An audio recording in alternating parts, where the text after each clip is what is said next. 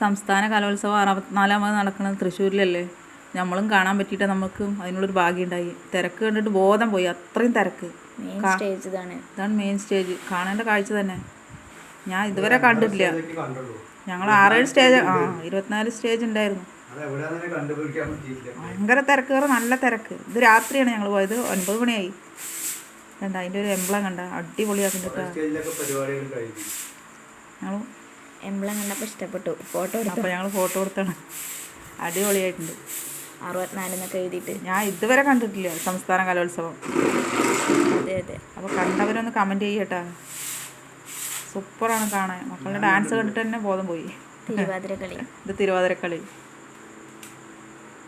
കുറേ തിരക്കുണ്ടായിരുന്നു. നമുക്ക് ഓടിയെത്താൻ കഴിയില്ല.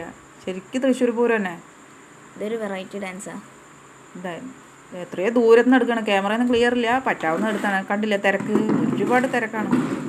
ഈ ഡാൻസിൻ്റെ പേരറിയണവർ കമൻറ്റ് ചെയ്യുക. കാണണം കൂടി ഇല്ല, ഒരുപാട് അകലെ നിന്ന് എടുത്താണ് കേട്ടോ.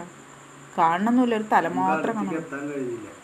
നമുക്ക് അപ്പോൾ ഇഷ്ടപ്പെട്ട ലൈക്ക് ചെയ്യുക, ഷെയർ ചെയ്യുക, സബ്സ്ക്രൈബ് ചെയ്യുക, ഫോളോ ചെയ്യുക.